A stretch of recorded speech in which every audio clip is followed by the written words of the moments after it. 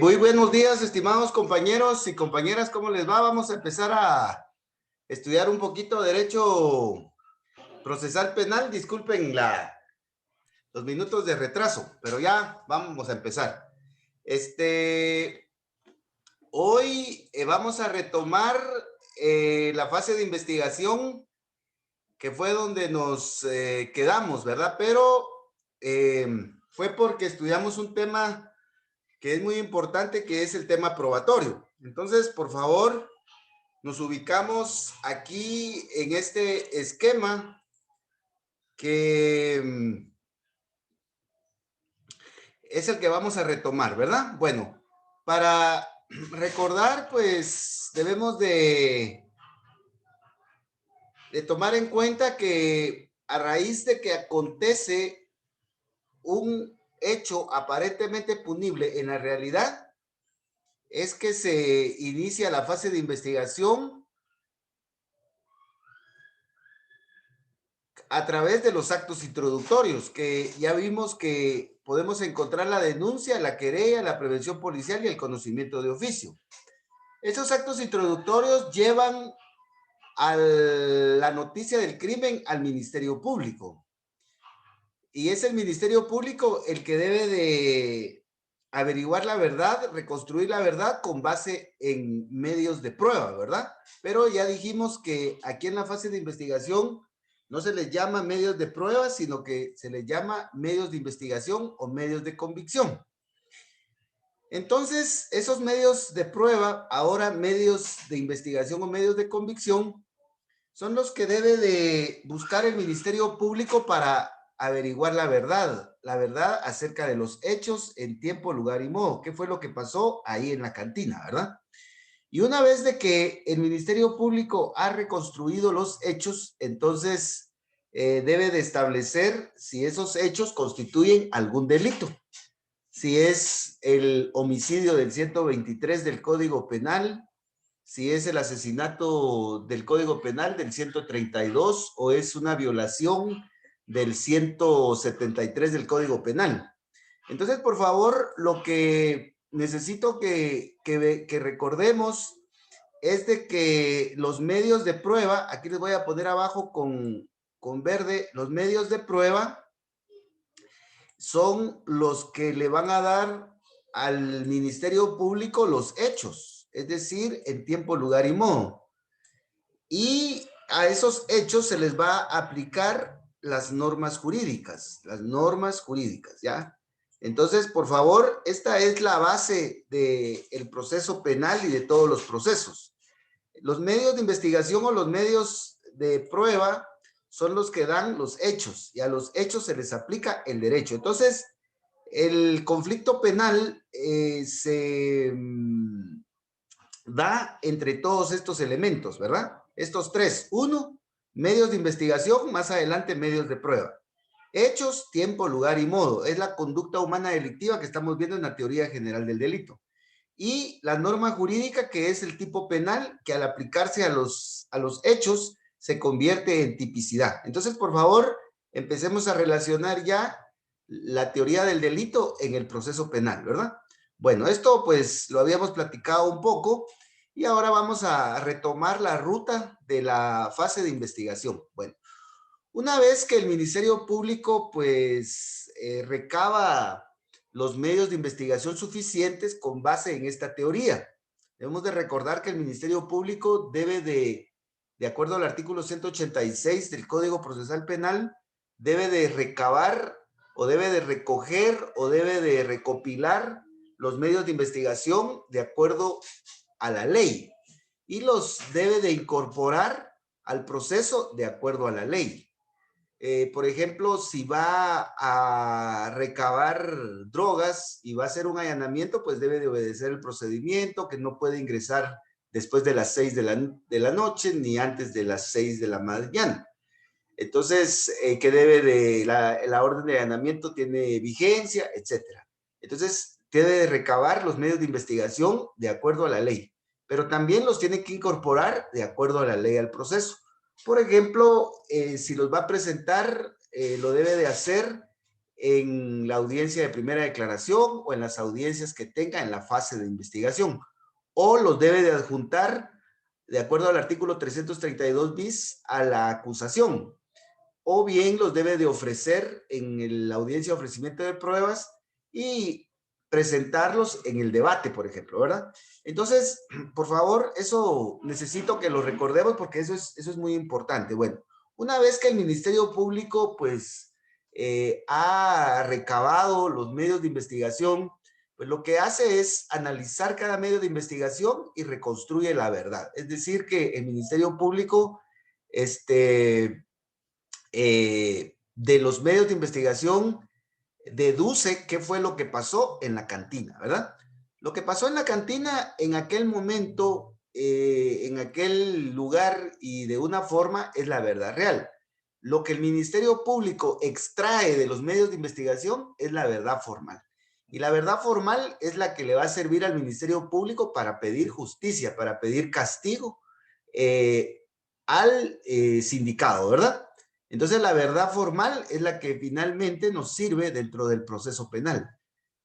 Ya dijimos de que pues, el Ministerio Público debe de procurar que esa verdad formal coincida con la verdad real, ¿verdad? Porque en la medida que coincide esa verdad formal, pues va a ser la verdad sobre la cual se va a construir la justicia. Pero si no coincide, entonces lo que va a haber es una gran injusticia, ¿verdad? Entonces, la verdad formal es el producto, es la deducción que el Ministerio Público extrae dentro del proceso acerca de lo que sucedió en la cantina en tiempo, lugar y modo, ¿ya?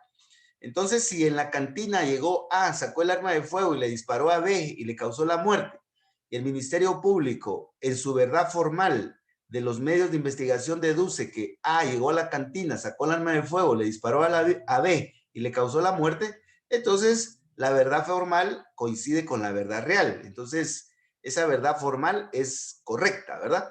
Ahora, si el Ministerio Público concluye, con base en los medios de investigación, que C de casa llegó a la cantina, le disparó a la víctima y le causó la muerte y se dio a la fuga, entonces esa verdad formal no coincide con la verdad real. Entonces esa verdad formal estaría pues muy mal, ¿verdad? Entonces, por favor, la verdad formal es la conclusión fáctica o de hechos a que arriba el Ministerio Público con base en los medios de investigación recabados e incorporados al proceso de acuerdo a la ley. Entonces, el Ministerio Público ya ha alcanzado su primer objetivo. Veamos el artículo 309 del Código Procesal Penal y ahí vamos a encontrar que dentro de la averiguación de la verdad se debe de reconstruir los hechos, ¿verdad? La verdad formal. Pero no es suficiente, ¿verdad? No es suficiente. Saber qué fue lo que pasó en la cantina no es suficiente, sino que además hay que individualizar al sindicado. Hay que saber quién es, quién fue el que disparó el arma. Entonces, realmente los objetivos del Ministerio Público no solo implican averiguar el hecho, si fue un homicidio, si fue un asesinato, si fue una violación, si fue un secuestro, sino que además quién es el responsable, ¿verdad? Por ejemplo, nosotros miramos ahora que hay mucha influencia de las redes sociales. Podemos ver en los videos que entra un individuo, saca un arma y le dispara a la víctima y le causa la muerte. Y de ahí se da la fuga. Pasa una motocicleta y se da la fuga. Pero, en primer lugar, la fidelidad del audio, del video es muy escasa. No se logra distinguir el rostro o quién es el sindicado, ¿verdad? O el victimario. Y por otro lado, como estamos en época de pandemia, entra con gorra, entra con un sudadero con capucha y aparte de eso entra con mascarilla, con cubrebocas. Entonces, sabemos que entró el sindicado y sacó el arma y le disparó a la víctima dentro de la cantina, pero no sabemos quién es. Entonces, parte del objetivo de la fase de investigación es la individualización del sindicado, ¿ya? Ayer en las noticias estaba viendo que, pues, aparecieron unos individuos ahí en una zona de la capital que dice que iban en un callejón y pasaron unos individuos en motocicletas y les dispararon. Y estaban los 3 cadáveres ahí, ¿verdad? Bueno, en ese caso, pues, no es muy difícil deducir que, pues, es un asesinato, ¿verdad? Les pasaron disparando y los dejaron ahí muertos, ¿verdad? Ahí estaban los cadáveres, los 3 cadáveres. Pero ¿quién o quiénes fueron? Eso es algo que saber si se va a llegar a averiguar, ¿verdad? Entonces, el Ministerio Público debe de reconstruir el hecho, pero también de la reconstrucción del hecho debe de implicar la individualización del sindicado. ¿Quién es el responsable o los partícipes, verdad? Y eso lo dice claramente el artículo 5 del Código Procesal Penal y el artículo 309 del Código Procesal Penal, ¿ya? Entonces, el Ministerio Público tiene los medios de investigación y de esos medios de investigación, inspección, registro, allanamiento, secuestro, testimonios, peritos, reconocimientos, careos, etcétera, deduce la verdad formal e individualiza al sindicado. Entonces ahora el Ministerio Público necesita otra cosa, otro objetivo, asegurar la presencia del sindicado en el proceso, asegurar la presencia del sindicado en el proceso. Esto es muy importante. ¿Por qué? Porque la justicia penal,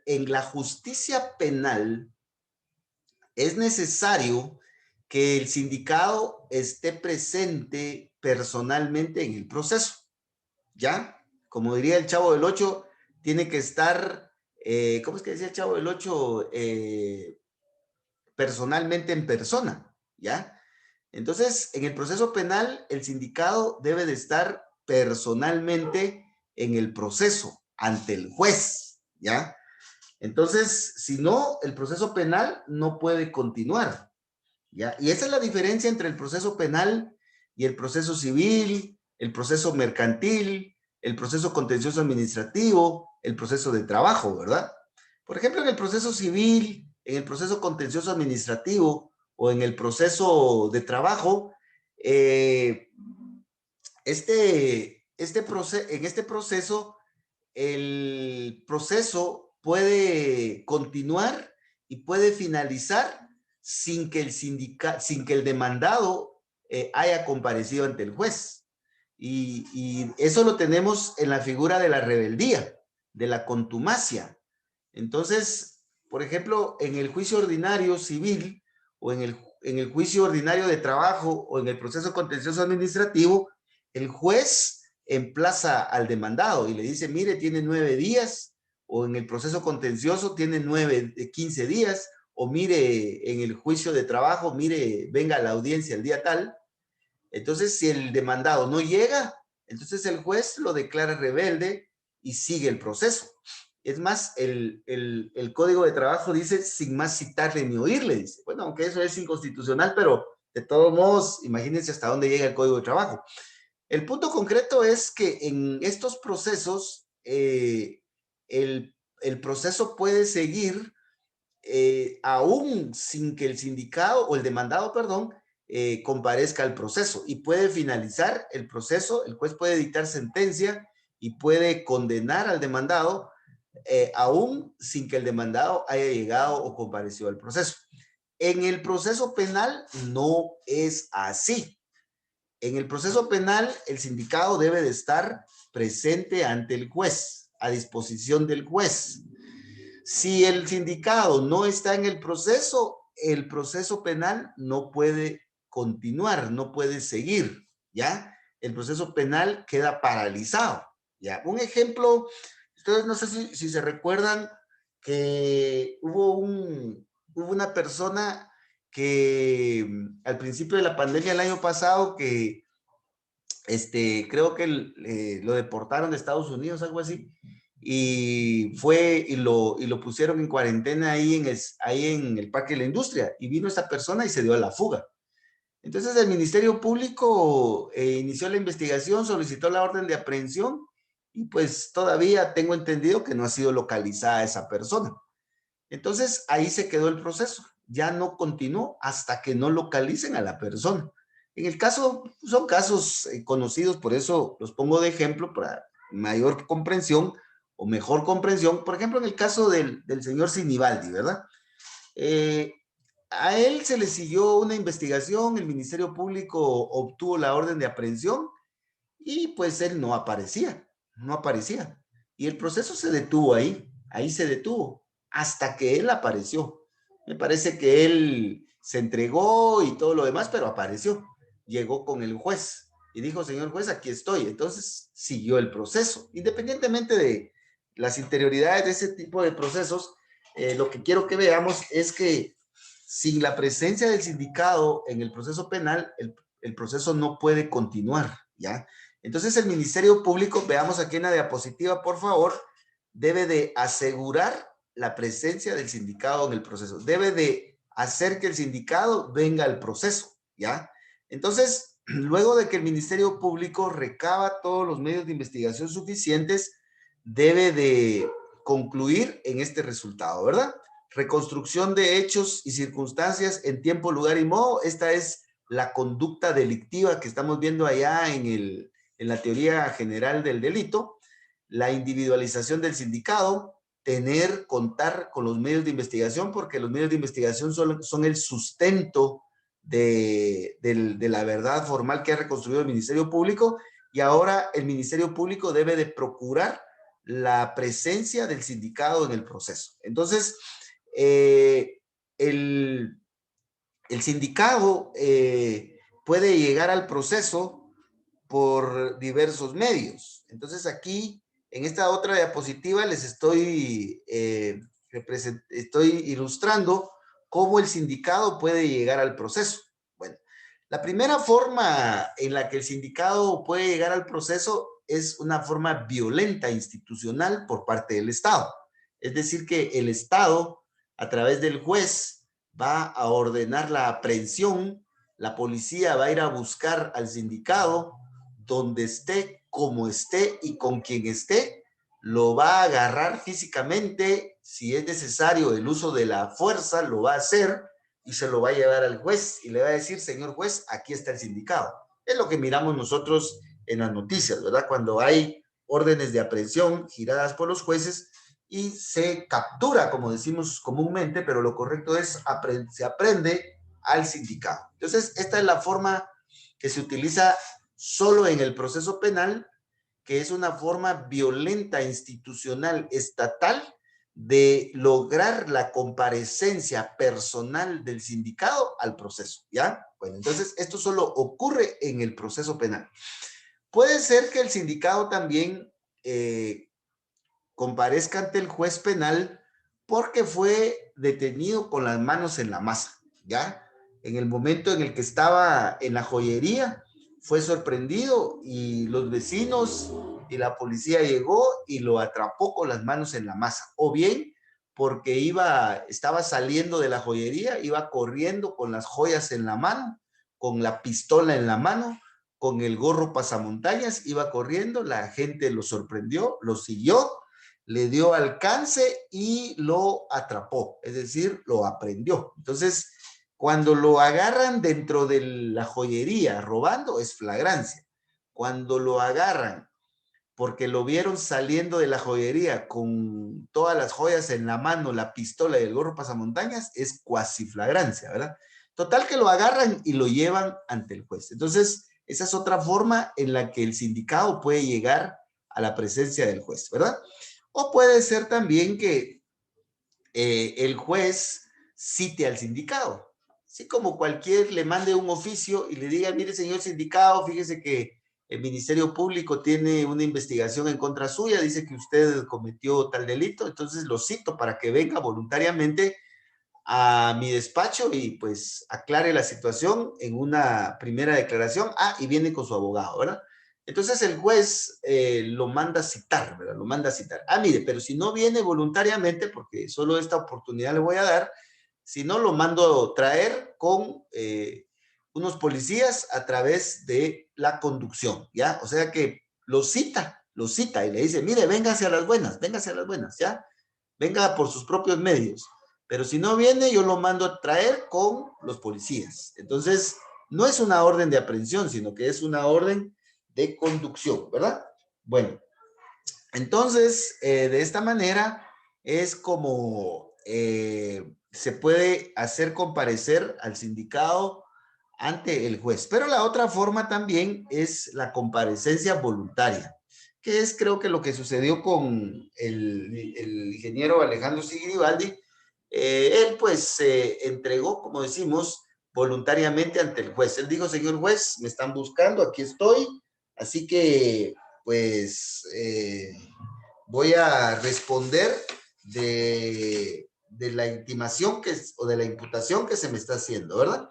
Entonces lo que quiero que veamos, por favor, es la necesidad que hay en el proceso penal de la presencia personal del sindicado en el proceso, ¿ya? Eso es muy importante, ¿verdad? Y que esa presencia del sindicado en el proceso puede darse por estos medios, ¿verdad? Bueno, entonces eso es lo que necesito que vayamos hilvanando, ¿verdad? Bueno, ahora busquemos los fundamentos legales, ¿ya? La orden de aprehensión. ¿En dónde tenemos regulada la orden de aprehensión? ¿Ya? ¿En dónde tenemos regulada la orden de aprehensión? Bueno, primeramente veamos el artículo sexto de la Constitución Política. Ahí, por favor, revisemos el artículo sexto. Ahí dice que la persona solo puede ser detenida por orden de juez competente. Entonces, ahí tenemos el fundamento constitucional. Ahora nos vamos al artículo 257 del Código Procesal Penal y ahí encontramos también la orden de aprehensión. Ahora, ¿en dónde encontramos la flagrancia y la cuasiflagrancia? Veamos en el artículo sexto, ese artículo sexto es muy valioso. También ahí, por favor, veamos que hay, está la flagrancia, ¿verdad? Que la persona puede ser detenida por orden de juez o en flagrancia. Ahora nos vamos al 257 del Código Procesal Penal y ahí encontramos la flagrancia y la cuasiflagrancia. Entonces, por favor, leamos esos artículos para que veamos ahí estas figuras, ¿verdad? La citación, veamos el 173 del Código Procesal Penal y veamos también la conducción en el 173. Pero también veamos la citación en nuestra Constitución Política. Siempre, por favor, manejemos nuestra Constitución y también nuestro Código Procesal Penal, ¿ya? Entonces, veamos en la Constitución, ahí está lo relacionado a la citación. Vamos a ver, veamos, me parece que es el artículo, vamos a ver el de la citación, si alguien lo tiene por ahí, se me perdió este artículo, objeto de las citaciones, dice, artículo 32. No es obligatoria la comparecencia ante autoridad, funcionario o empleado público si en las citaciones correspondientes no consta expresamente el objeto de la diligencia. Entonces, artículo 32 de la Constitución, citaciones. Artículo 173 del Procesal Penal, citaciones, ¿verdad? Y veamos también la comparecencia voluntaria, que la tenemos en el Código Procesal Penal. En el Código Procesal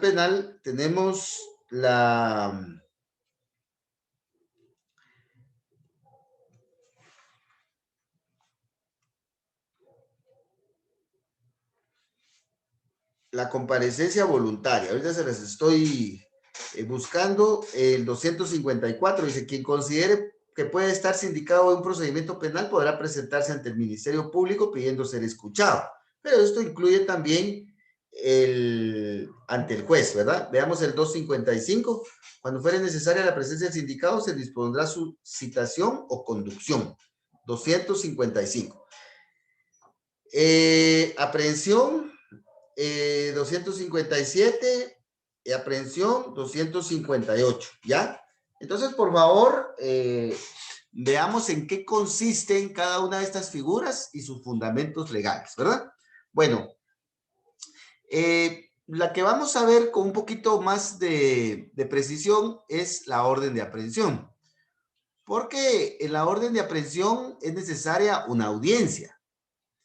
Porque el Ministerio Público pide la aprehensión y el juez ordena la aprehensión, ¿ya?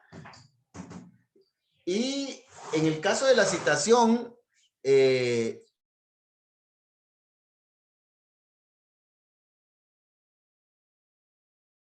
entonces, por favor, ubiquémonos acá. Estas son cuestiones muy sencillas en las cuales ustedes no pueden fallar en el examen, ¿ya?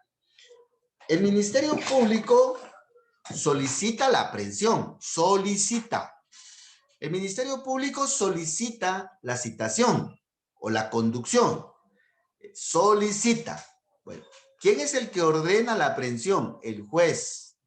¿Quién es el que ordena la citación? El juez. ¿Quién es el que ordena la conducción? El juez, ¿ya? Pero el Ministerio Público solicita esa aprehensión, esa citación o esa conducción en una audiencia oral, ¿ya? Entonces, por favor, ahí debemos de estar ubicados, ¿ya? El MP solicita, el juez ordena y es la Policía Nacional Civil la que va, aprende, conduce al sindicado, ¿verdad? Ahora, en el caso de la flagrancia, pues podemos observar en el artículo 257 del procesal penal que cualquier persona puede detener al sindicado en flagrancia o en cuasi flagrancia, ¿verdad? Y la comparecencia, pues, es meramente voluntaria por parte del sindicado. Entonces, vamos a ver el tema de la aprehensión, de la solicitud de orden de aprehensión y la citación en esta audiencia. Veamos, por favor, aquí en la diapositiva, veamos, ya un ratito vamos a estudiar nada más. Y ya entonces preparan sus camarones y sus ceviches, ¿verdad? Y la respectiva gacho, nuestra cerveza. Bueno, entonces veamos, por favor, en la audiencia de solicitud de orden de aprehensión, ¿verdad? Esta audiencia de solicitud de orden de aprehensión debemos de recordar que se hace con base en el reglamento de juzgados y tribunales penales, ¿ya? Entonces, por favor,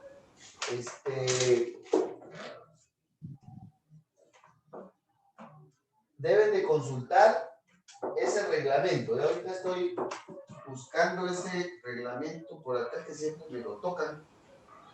Entonces,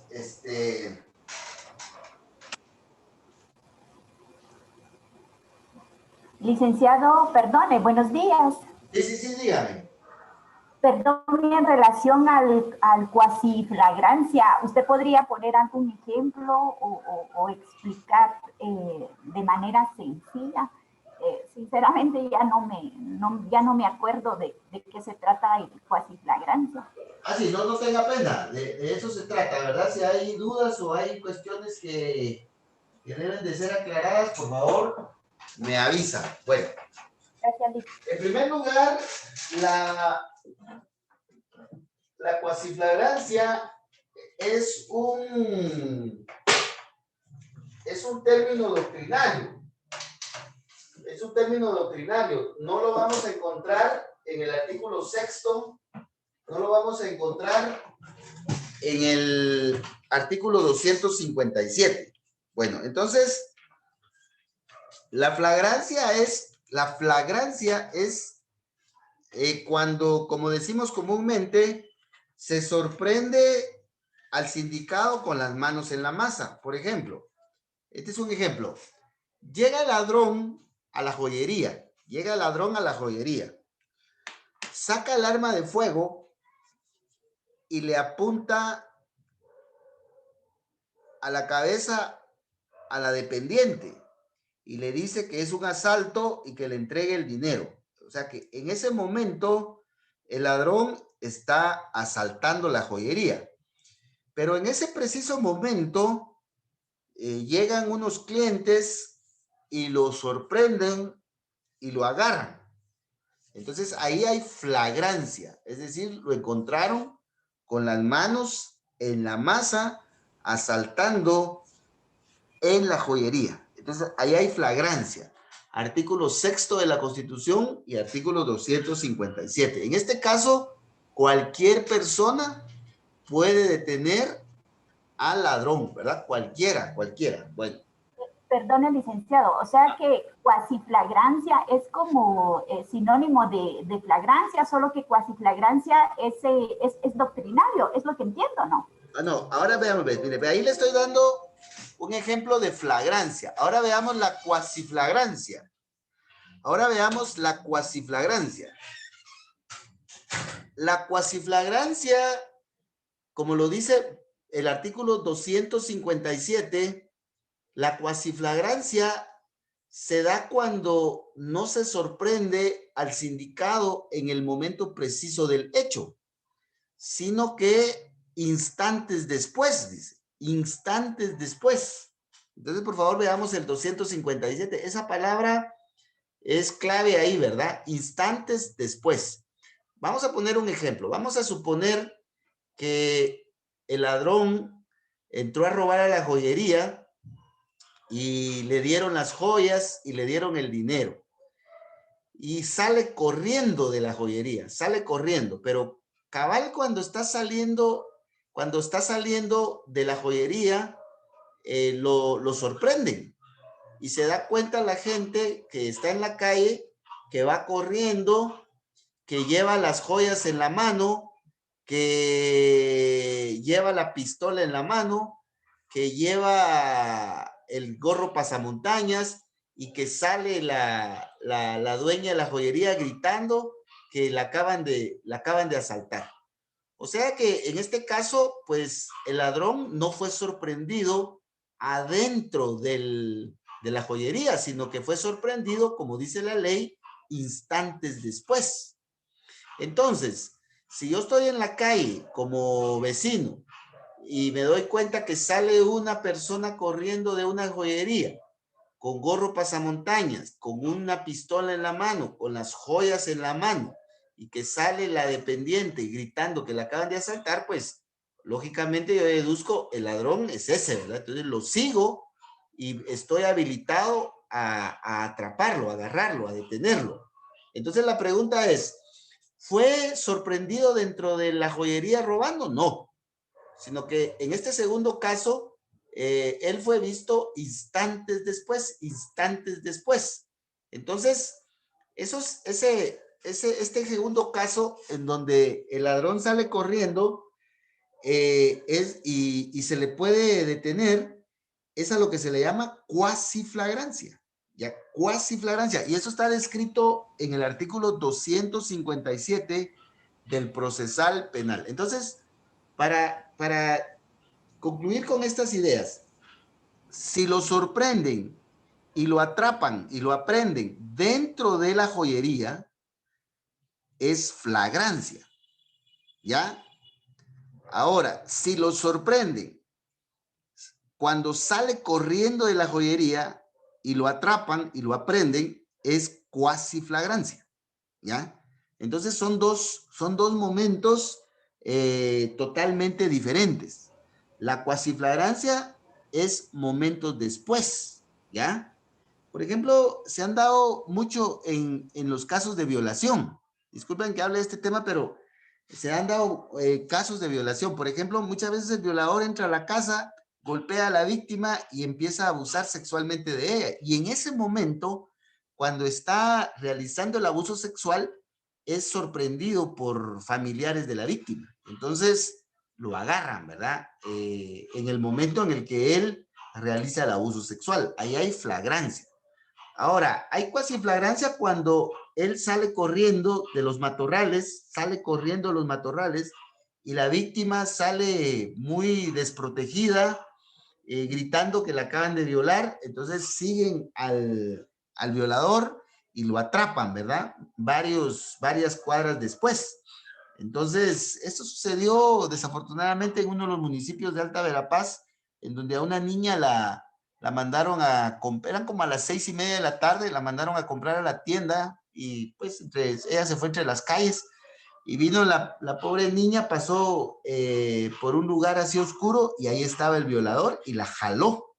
La jaló, la agarró de las manos y la jaló y la metió a la oscuridad, le tapó la boca y pues abusó sexualmente de ella, para no entrar en muchos detalles, ¿verdad? Entonces, luego de que él abusó de ella, él se fue, pero la niña empezó a gritar y empezó a llorar y habían unos vecinos que estaban pasando por el lugar y entonces siguieron al violador y pues lo encontraron, ¿verdad? Lo agarraron a pocas cuadras, ella lo reconoció y pues lo detuvieron. Entonces, ahora la pregunta es, en este segundo caso de la niña que les digo, ¿vieron los vecinos cuando él estaba violando a la niña? No, ellos no vieron ese momento, ¿verdad? Desafortunado. Ellos se percataron de la violación porque la niña estaba llorando, estaba en una situación física muy mala. El violador iba corriendo y lo alcanzaron y lo atraparon. Entonces, en este segundo caso de la niña hay cuasi flagrancia, ¿ya? Entonces, por favor, diferenciemos entre la flagrancia y la cuasi flagrancia. Entonces, no sé si me di a entender, si no, pues me avisa y ponemos más ejemplos. Lo importante es de que quede claro este tema, pero por favor revisemos el artículo 6º de la Constitución y el artículo 257 del Código Procesal Penal. Eso es muy importante, ¿verdad? Que analicemos los artículos, ¿ya? Bueno. Gracias, Luis, muy amable. Para servirle. Bueno, entonces, por favor, veamos ahora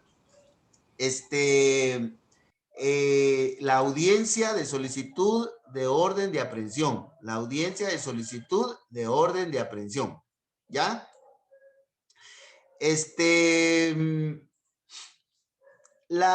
El Ministerio Público, ahora, ¿verdad? En el nuevo modelo de justicia penal por audiencias, debe de solicitar la orden de aprehensión en audiencia. ¿Pero qué es una audiencia? ¿Qué es una audiencia?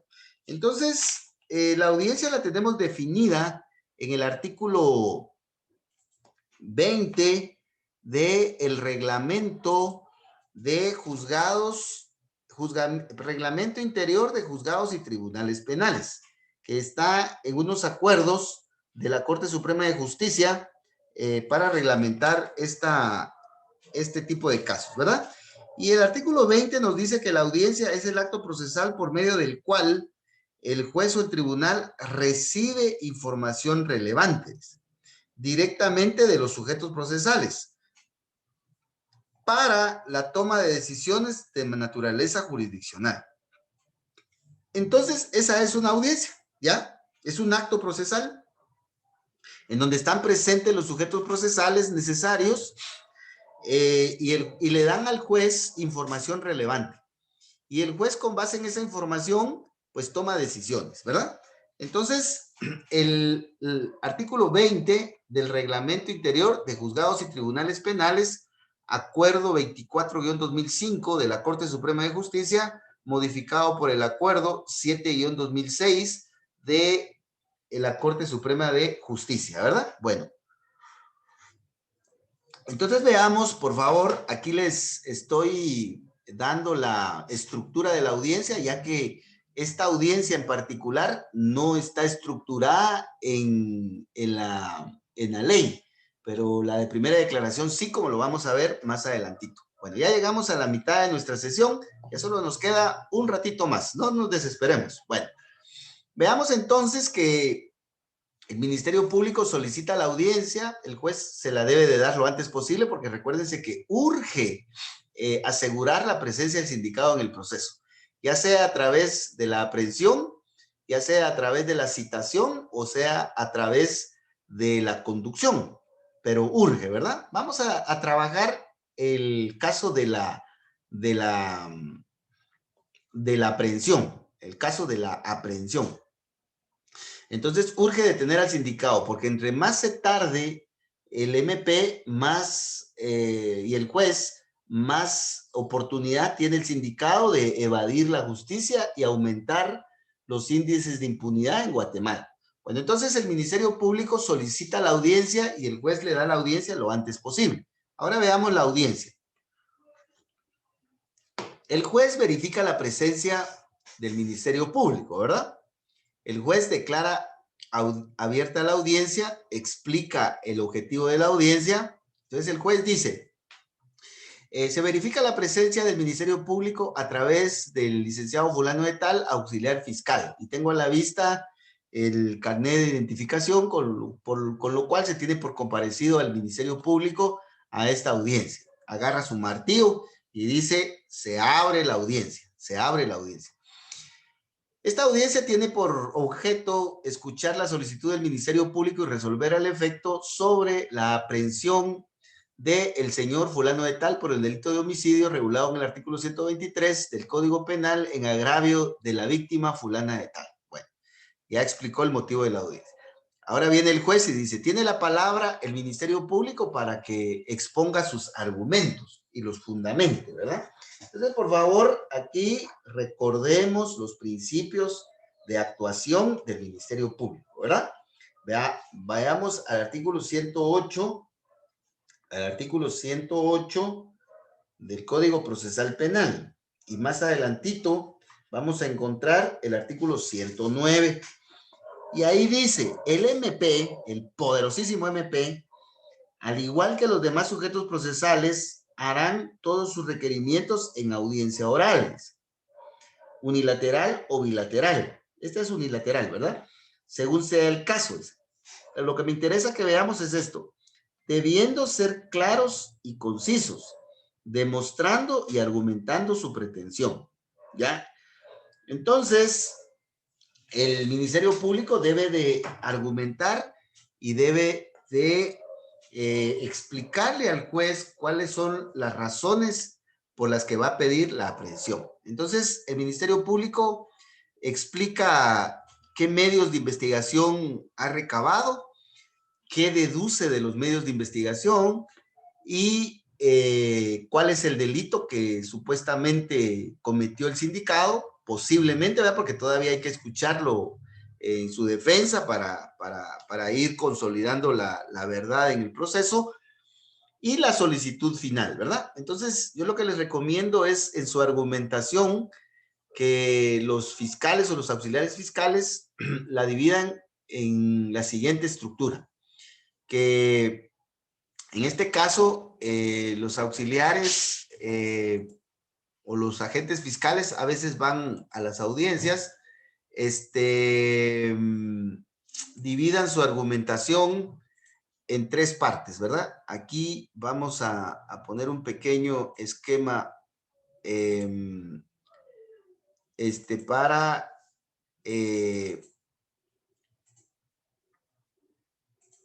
explicar esto, ¿verdad? Yo lo que les recomiendo es que dividan su argumentación en tres partes. La primera es la introducción, que es en donde le van a dar al juez un panorama de su intervención, ¿verdad? La parte expositiva, que es en donde van a mencionar los medios de investigación, los hechos y el derecho. Y finalmente la petición, introducción. Introducción, exposición, medios de investigación, hechos en tiempo, lugar y modo, y derecho, ¿verdad? Y de ahí tenemos la petición. La petición. Entonces, yo les recomiendo que cuando hablen en las audiencias lleven este orden para que se den a entender. Eso es lo que, de eso trata la argumentación jurídica, ¿verdad?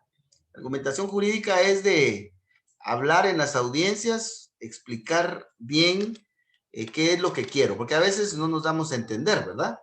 Entonces al juez hay que facilitarle su labor, o sea, un auxiliar fiscal, un defensor, un abogado, es auxiliar de la administración de justicia. Debe de ayudar al juez para que el juez tome la mejor decisión, la decisión más justa. Yo como abogado no voy a ir a una audiencia a hacerle la vida imposible al juez, a estropearle su función al juez, porque el juez tiene que administrar justicia. Entonces, en la introducción Aquí, por favor, veamos. Aquí les estoy poniendo la estructura de la intervención del Ministerio Público. Entonces, en la introducción yo le puedo decir, recuérdense que hay algunas formalidades en donde el Ministerio Público debe de señalar lugar para recibir notificaciones y citaciones o comunicaciones en su primera intervención. Entonces lo puede hacer aquí en la introducción. Y aquí debe dar un panorama de lo que va a decir, ¿verdad? Entonces, el Ministerio Público actuando por medio de mi persona como auxiliar fiscal, por ejemplo, puede decir el auxiliar fiscal, señalando como lugar para recibir notificaciones, tal y tal lugar, el correo electrónico tal, el teléfono tal, y si hay sitios electrónicos o plataformas especiales para recibir notificaciones, pues también señalar, ¿verdad? Con todo respeto, comparece el Ministerio Público a solicitar la aprehensión del sindicado por el delito, del sindicado señor fulano de tal por el delito de homicidio regulado en el artículo 123 del Código Penal en agravio de la víctima fulano de tal. Entonces, cuando hacemos la introducción, el juez se crea la idea muy clara de qué es lo que vamos a pedir, ¿verdad? Entonces, desde el principio el juez dice, lo que va a pedir es orden de aprehensión, ¿verdad? Y lo va a hacer por homicidio.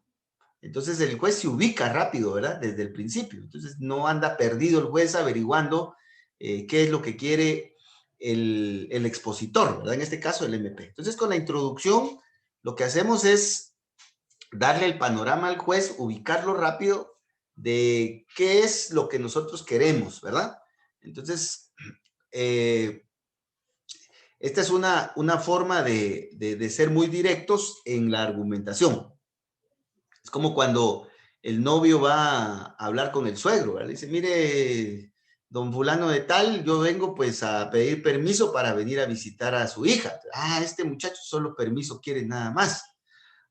Mire, yo lo que quiero es ser novio de su hija y quiero llevarla al cine y ser más formal. Este ya quiere más formalidad, quiere noviar. Bueno, y ya cuando llega la tercera vez es porque dice, mire, yo me quiero casar con su hija. Porque pronto seremos 3, diría Ricardo Arjona, ¿verdad? Entonces, es una forma de explicar las cosas, ¿verdad? Bueno, entonces, la introducción es dar ese panorama, ¿verdad? Ahora, ya en la exposición es en donde se explican los medios de investigación con los que cuenta el Ministerio Público, los hechos que se deducen de esos medios de investigación y la norma aplicable según el MP, ¿verdad? Entonces, el auxiliar fiscal explica, ¿verdad? El Ministerio Público, luego de agotada la investigación, ha logrado recabar, primeramente, el certificado de defunción de la víctima en donde aparece que falleció por disparo de arma de fuego. El dictamen médico forense del INASIF, en donde dice que recibió un disparo tal fecha, tal hora.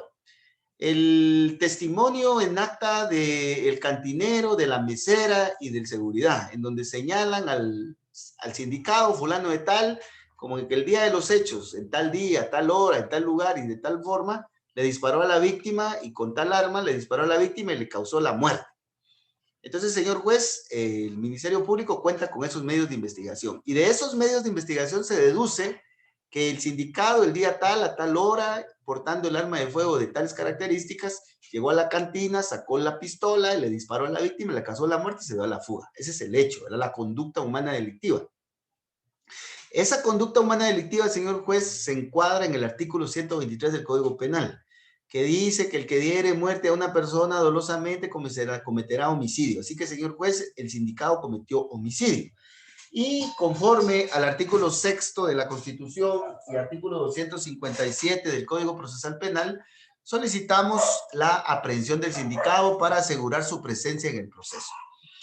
En ese sentido, señor juez, el Ministerio Público pues aporta los siguientes medios de investigación. Y entonces el Ministerio Público ya pasa la petición,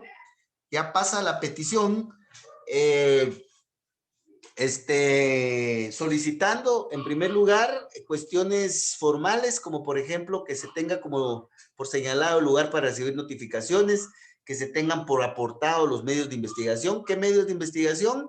El certificado de defunción extendido por el RENAP, el dictamen médico forense extendido por el INASIF, las actas ministeriales en donde constan las declaraciones de los testigos, álbum fotográfico, video, todo lo que el Ministerio Público haya recabado, ¿verdad? Y entonces ya el Ministerio Público hace la petición de fondo, ya la petición medular, ¿verdad? Entonces el Ministerio Público, señor juez, por lo que el Ministerio Público solicita, el Ministerio Público solicita que usted, señor juez, ordene la inmediata aprehensión del sindicado del señor fulano de tal, por el delito de homicidio regulado en el artículo 123 del Código Penal, en agravio del señor fulano de tal. El sindicado puede ser habido en el lugar de su trabajo o en su residencia ubicada en tal y tal lugar, o en el lugar en donde se pudiera ser hallado.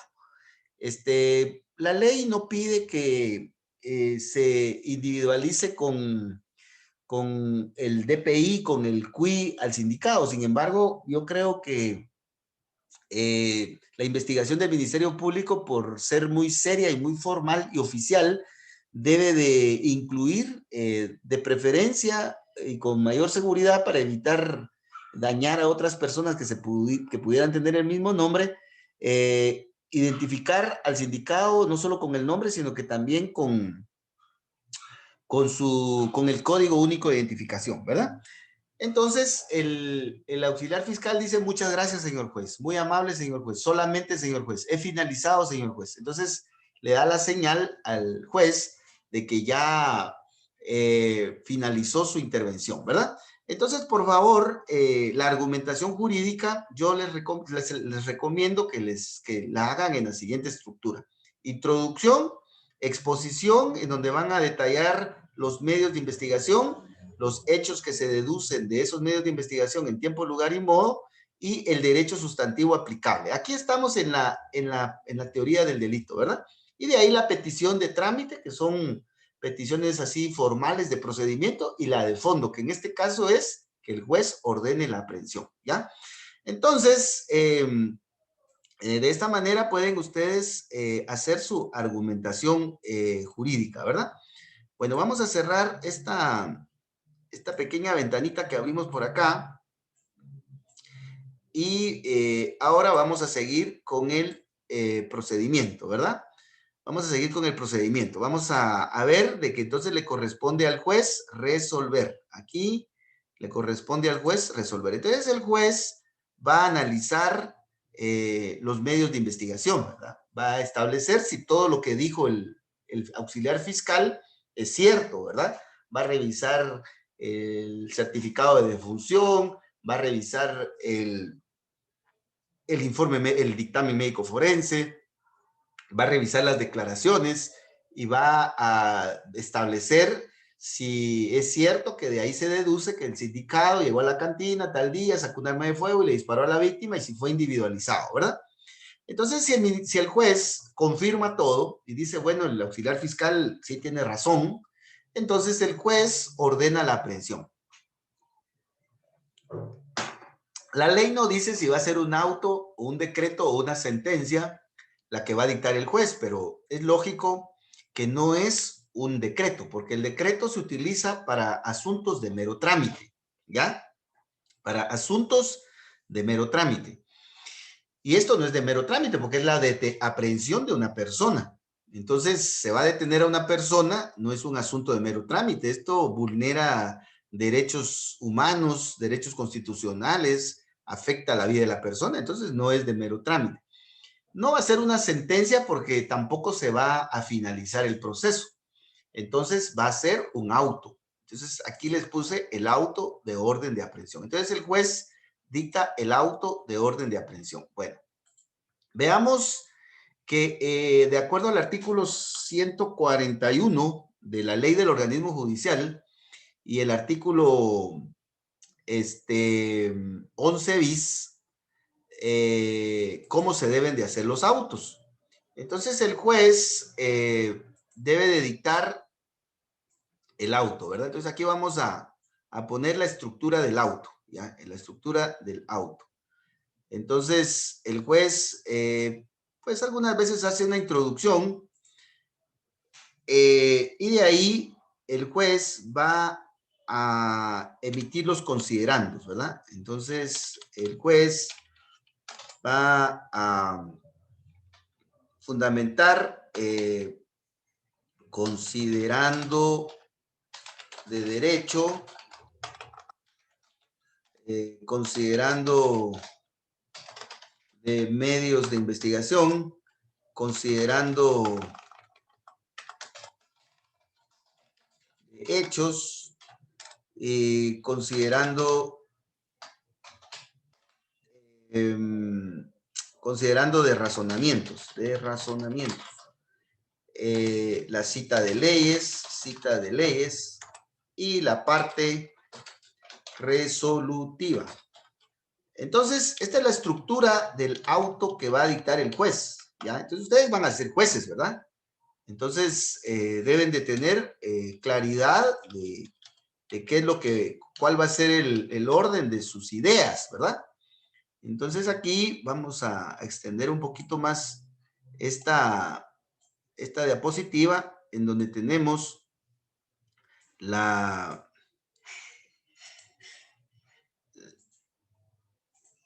estructura del auto que va a dictar el juez, ¿verdad? Bueno, ya vamos a finalizar, no se me ponga triste, ¿ya? Vamos a finalizar. Ya todos nos quedan algunos minutitos. Entonces el juez, ya que considerando, bueno, ya que el juez ha revisado los medios de investigación, sobre todo los medios de investigación, ¿verdad? Que le ha presentado el auxiliar fiscal del Ministerio Público, entonces el juez toma su decisión y dice, bueno, aquí el Ministerio Público tiene razón, entonces voy a dictar auto de aprehensión. Entonces el juez ya empieza a explicar las razones de su decisión y su decisión final, que es la parte resolutiva, ¿verdad? Bueno, entonces el juez dice,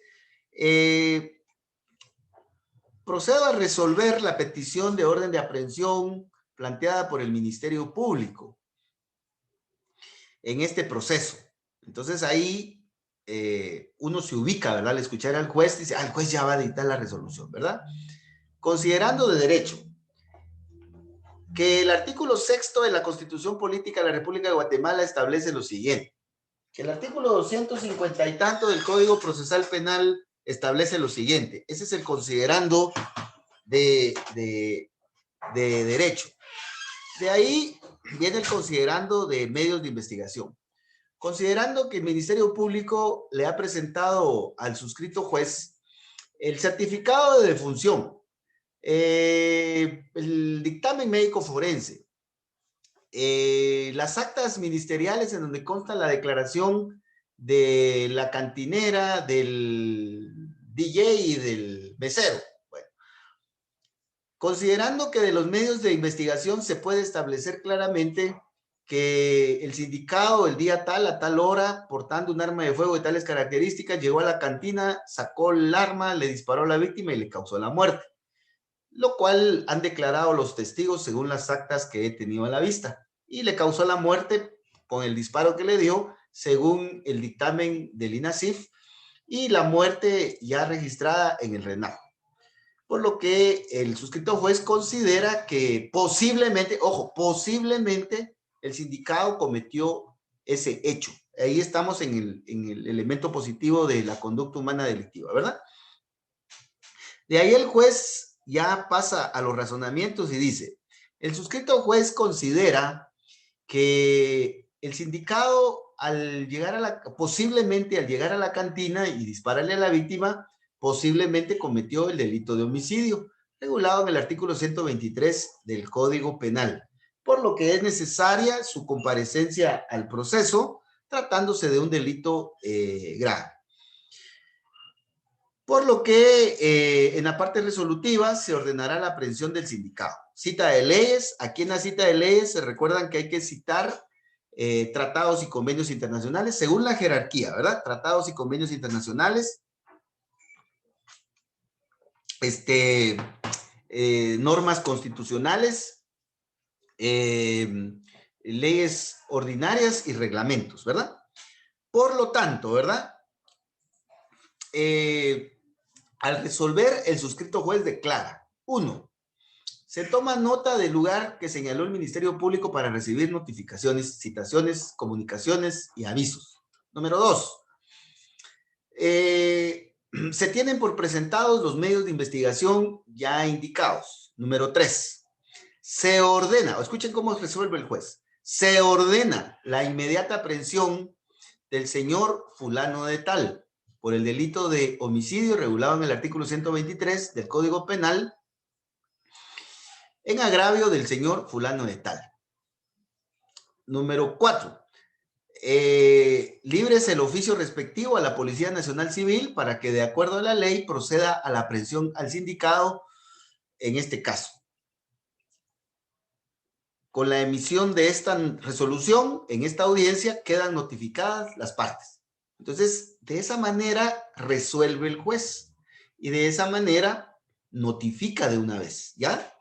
Entonces, el Ministerio Público queda notificado en ese momento. Entonces, podemos ver que todo esto se da en la audiencia oral, ¿verdad? Entonces, aquí están los fundamentos legales para que ustedes puedan ver los detalles. Lógicamente, pues los jueces ya al momento de dictar una resolución, pues le ponen más, entran en mayores detalles, etcétera, ¿verdad? Pero aquí lo hicimos algo rapidito por el tiempo, ¿verdad? Para no estar escuchando una gran audiencia ahí. Yo tengo unas audiencias ahí, pero son muy extensas, entonces podemos hacerlo de una manera más, más sencilla, ¿verdad? Como en este caso. Bueno, entonces vamos a dejar estas...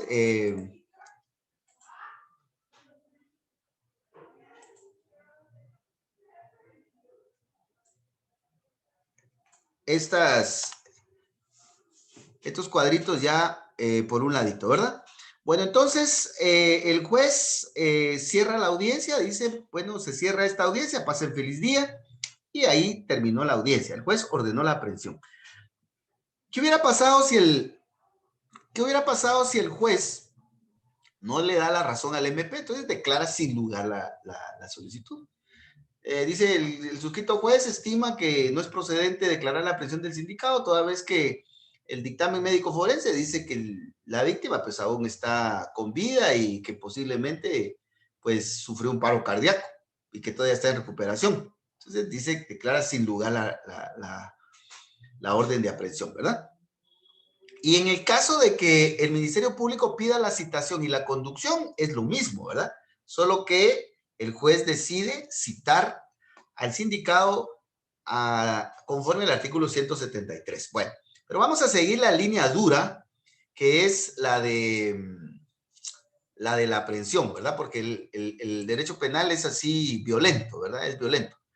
Entonces, vamos a ver que el juez le debe de ordenar a la Policía Nacional Civil, a través de su director general, que aprenda al sindicado. Y entonces el juez le manda al director de la policía un oficio.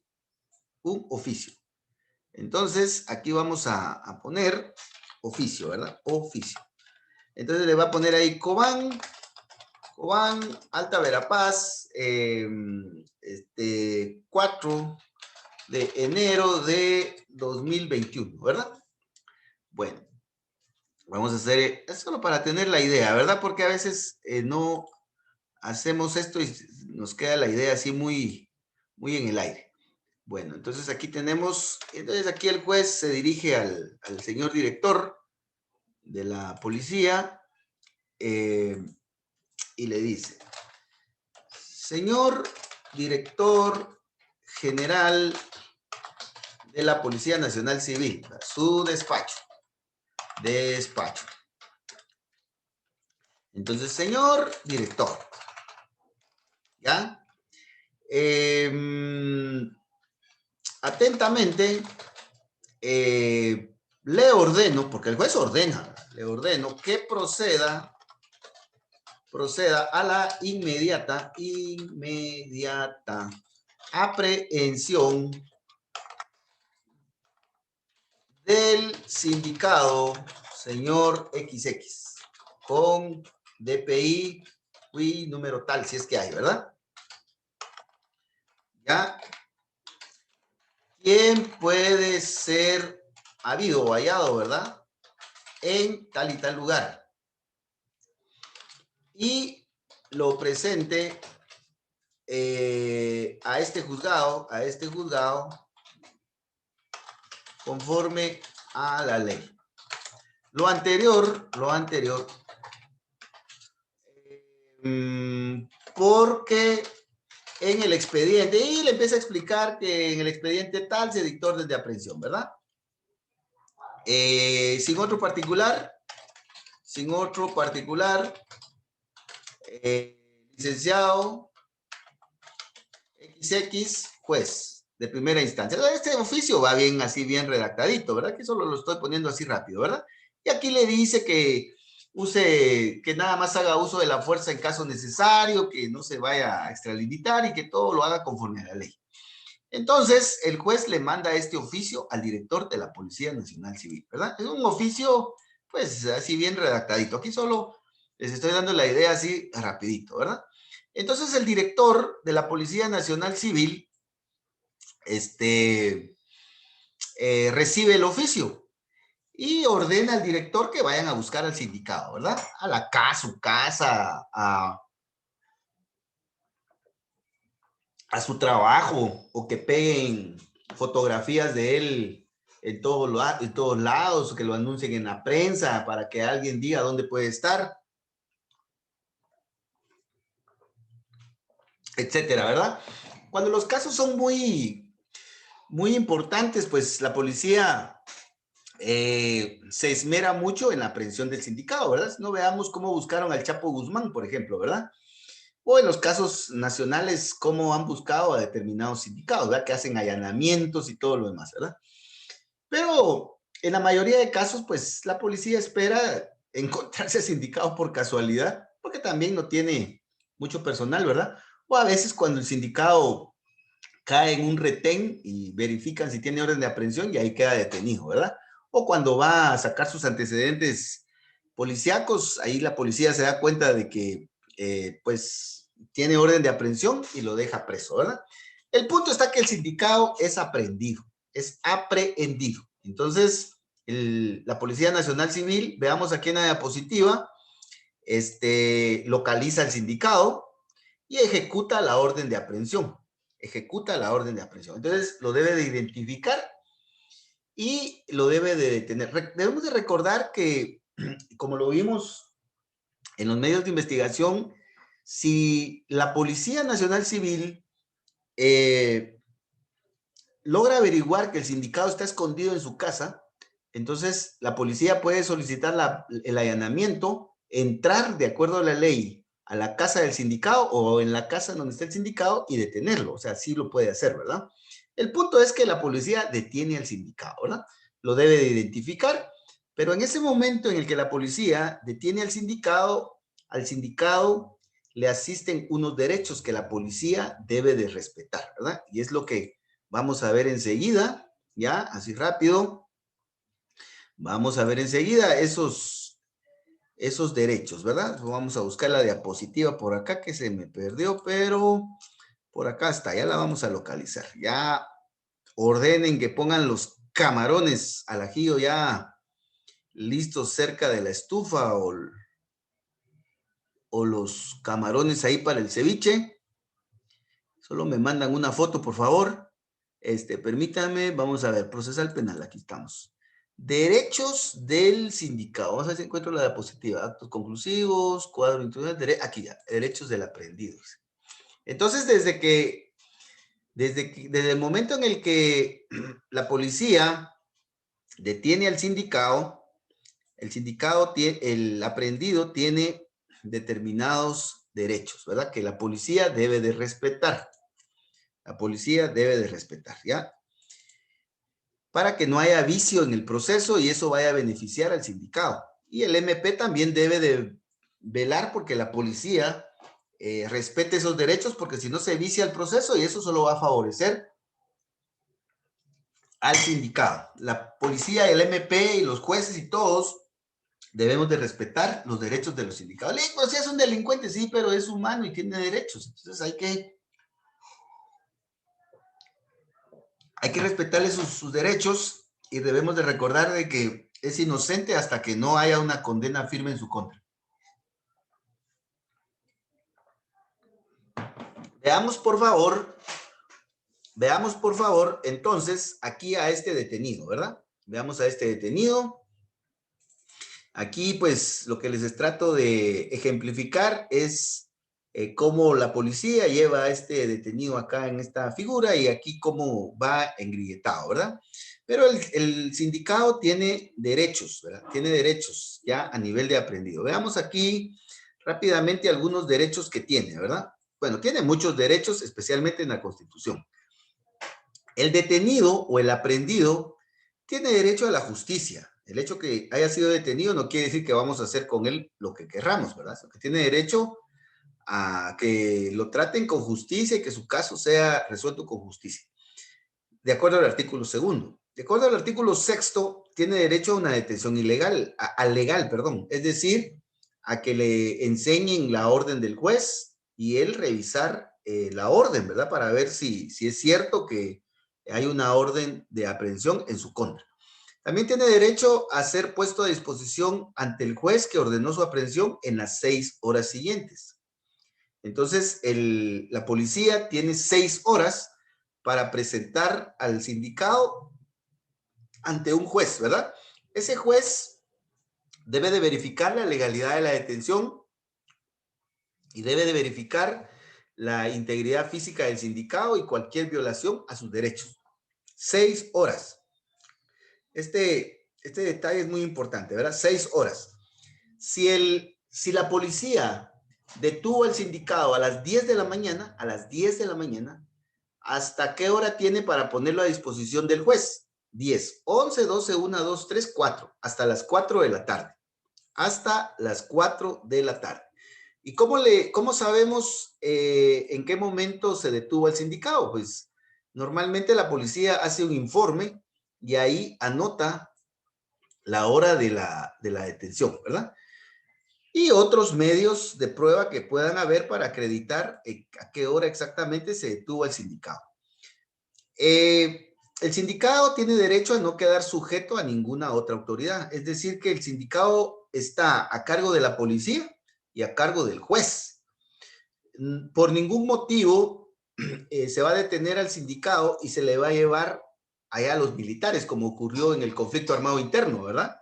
Que detenían a las personas y se las llevaban a los cuarteles militares, ¿verdad? O a cárceles secretas, etcétera, ¿verdad? Eso ya no debe suceder. El sindicado debe de ser llevado ante el juez penal. Artículo 7 de la Constitución. Derecho a ser notificado inmediatamente del motivo de su detención. La policía, al momento de detener al sindicado, le debe de decir por qué lo está deteniendo, qué delito, por qué delito, qué juez ordenó su detención y dentro de qué causa. Le debe de hacer saber esos detalles, ¿verdad? El sindicado tiene derecho a comunicarse con alguna persona para que lo auxilie, ¿verdad? Este puede ser un familiar, puede ser... Solo permítame un ratito.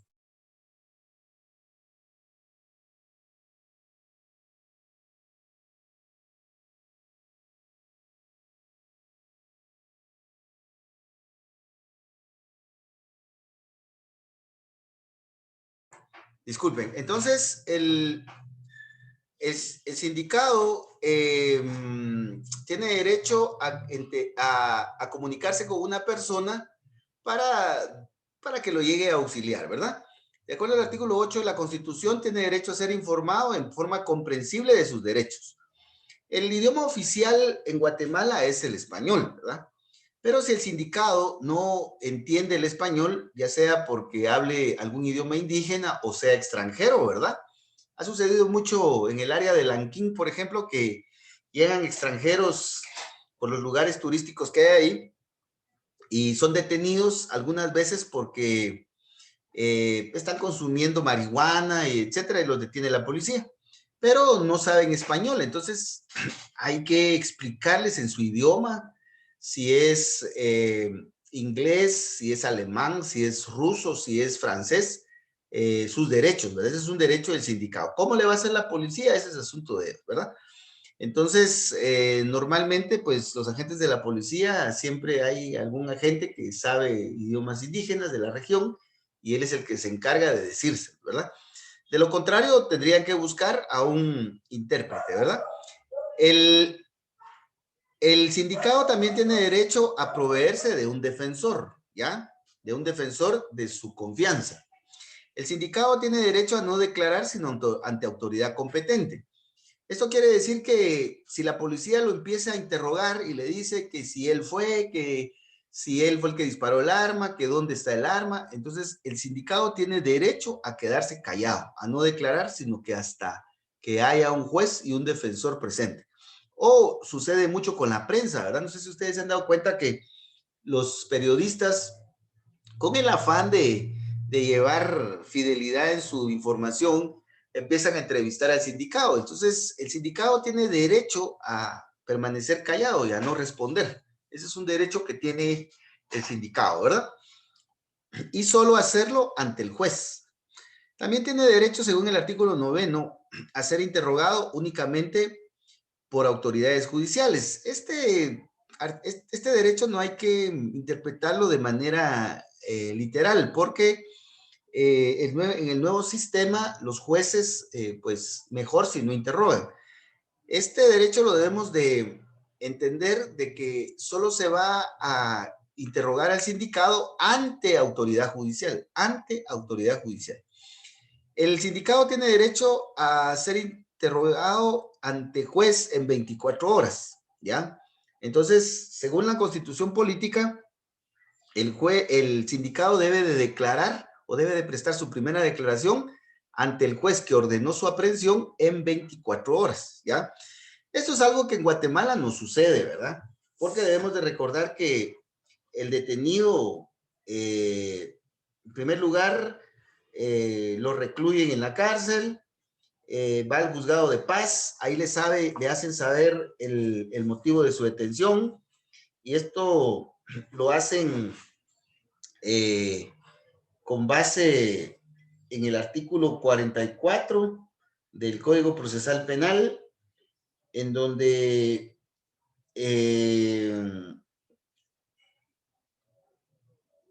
se le hace del conocimiento del sindicato por qué es que está detenido. Y pues con eso se ha entendido que se cumple con este plazo de 24 horas. Entonces, esto es totalmente incorrecto, ¿verdad? Lo que sucede es que este plazo de 24 horas es para que el sindicato pueda prestar su declaración y resolver su situación jurídica ante el juez. Pero como Guatemala no tiene la capacidad con juzgados de primera instancia o juzgados de turno, entonces lo que han hecho es que han justificado que la comparecencia ante el juez de paz, cumple con este derecho, pero realmente no es así, ¿verdad? Y prueba de ello es de que, por ejemplo, en Guatemala hay juzgados de primera instancia de turno, ¿verdad? O en Quetzaltenango me parece que también hay juzgados de primera instancia de turno. Entonces, si en la ciudad capital una persona es detenida, es llevada a los juzgados de primera instancia de turno y en 24 horas resuelve su situación. Entonces, ¿por qué solo en la ciudad capital sucede esto? ¿Por qué en el resto del país no? O sea, ahí hay desigualdad, ¿verdad? Sin embargo, pues debemos de seguir esperando los cambios en nuestro sistema de justicia, ¿verdad? Pero este es un derecho constitucional en el que el sindicato tiene derecho a que en 24 horas el juez lo escuche y que sea interrogado ahí y que resuelva su situación jurídica. Derecho a que el interrogatorio extrajudicial carezca de valor probatorio. Muchas veces la policía o la prensa interroga al sindicato y le dice, ¿por qué fue que mató usted a la víctima? Y entonces viene el sindicato y empieza a decir, sí, yo lo maté porque me provocó. Entonces muchas veces se utiliza ese interrogatorio extrajudicial como prueba para incriminar al sindicato. Y entonces eso no es posible, ¿verdad? Porque la Constitución dice que todo lo que el sindicato diga fuera de una audiencia, dice, carece de valor probatorio, o sea, no se puede tomar como prueba dentro del proceso y menos en contra del sindicado. Artículo 10. El sindicado tiene derecho a ser conducido a lugares legales de detención. Como les digo, ya no es posible. Se ha sabido que, por ejemplo, a veces la policía detiene a una persona y le va a dar su vuelta por ahí, ¿verdad? Y le empieza a dar vueltas en toda la ciudad. Entonces, eso es ilegal, ¿verdad? Eso es ilegal porque la policía debe de dirigir al sindicado, al detenido, a la subestación policial y ante el juez. No le tiene por qué estar dando vueltas con tal de pedirle dinero o con tal de golpearlo, etcétera. O sea, eso es ilegal, ¿verdad? Y menos llevarlo a un cuartel de la policía o un cuartel de la gobernación o a llevarlo a una cárcel privada o llevarlo allá a un cuartel militar, ¿verdad? Eso es absolutamente ilegal. Entonces, cuando ustedes, por ejemplo, a veces los abogados estamos en nuestra casa y de repente nos llaman y nos dicen, mire, licenciado, fíjese que detuvieron a mi primo, venga a ayudarnos. ¿Qué es lo que va a ir a hacer usted? Va a ir a verificar que todos estos derechos del detenido se estén respetando, ¿verdad? ¿Ya? Veamos, por favor, el artículo 10 dice derecho a ser conducido a un lugar legal de su detención, derecho a que el lugar sea distinto a los de cumplimiento de condena. La Constitución dice que deben de estar aparte los aprehendidos, los condenados, los menores de edad. O sea, deben de haber centros de reclusión diferentes. Pero desafortunadamente en Guatemala aquí no se cumple esta disposición, ¿verdad? Artículo 11, derecho a no quedar detenido por faltas o infracciones a reglamentos. Por ejemplo, una persona construyó sin licencia de la MUNI. Es una falta administrativa. Entonces no va a quedar detenida esa persona porque no ha pagado la multa. Eso es ilegal. O, por ejemplo, el hecho de que la persona pues se haya identificado plenamente, dice el artículo 11 de la Constitución, si se cometió una falta penal y la persona se identifica, pues tiene derecho a quedar libre y a regresar a los tribunales cuando el juez se lo ordene, ¿verdad? Entonces, aquí lo que sucede es de que la persona queda detenida y es llevada al juzgado de paz, ¿verdad? Derecho a que por faltas la persona sea puesta a disposición dentro de 1 hora. Entonces, por favor, comparemos este artículo 11 con el artículo 6. Veamos aquí las horas para que no... Estas horas son importantes, ¿verdad? 6 horas, 24 horas y 1 hora. Esto está en la Constitución política. Entonces, ¿cuándo vamos a aplicar estas horas? Bueno, si la detención, si la aprehensión del sindicado es por un delito, entonces la policía tiene 6 horas para poner a disposición al aprehendido ante juez, si es delito. Si es por una falta, el artículo 11 dice que la policía tiene 1 hora, ¿ya? Para escuchar el juez al aprehendido tiene 24 horas, ¿ya? Entonces, por favor, no confundamos estos plazos, ¿verdad? Estos plazos son constitucionales y ahí lo puede ver usted en su Constitución. Bueno, ya vamos finalizando. En el artículo 12 de la Constitución dice que el sindicado tiene derecho a defenderse por sí o por medio de abogado, tiene derecho a que se le siga un proceso de acuerdo a la ley y tiene derecho a un juez natural. ¿Qué es eso del juez natural? El juez natural es el juez preestablecido.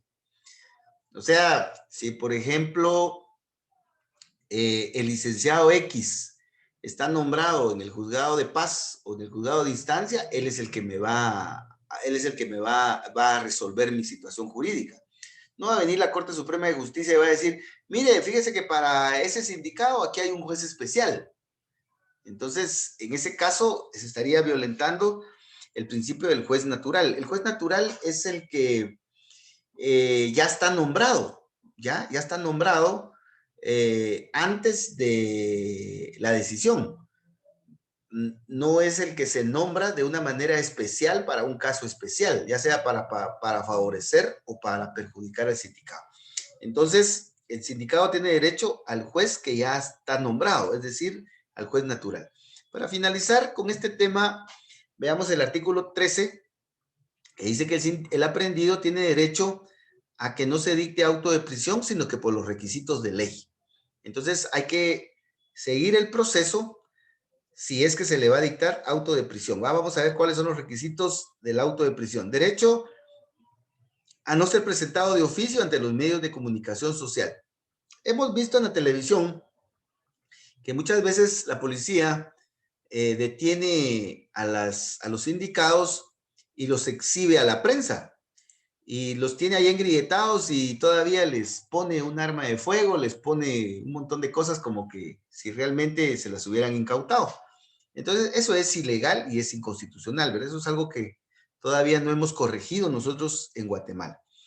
En donde más lo miramos también es en México, ¿verdad? Las noticias mexicanas ahí son bien eh, espectaculares para exhibir a los sindicados, especialmente a los sindicados por narcotráfico ante la prensa, ¿verdad? Y ante la prensa internacional. Veamos el artículo 14, dice derecho a ser tratado como inocente, no como culpable. El sindicado es inocente mientras no se pruebe lo contrario, esto ya lo vimos. Derecho a conocer de todas las actuaciones. El sindicado tiene derecho a enterarse de todo lo que el Ministerio Público tiene en su contra, ¿ya? Vamos a ver más adelante que existe la figura de la reserva de la investigación en casos especiales, ¿verdad? Pero aún en esos casos especiales, el sindicado tiene derecho a enterarse de todo. ¿Por qué? Para que se pueda defender. El sindicado no se puede defender si no está enterado de qué es lo que hay en su contra. Entonces, por eso es que el sindicado y su defensor pueden revisar todo lo que el Ministerio Público tenga en contra del sindicado, ¿verdad?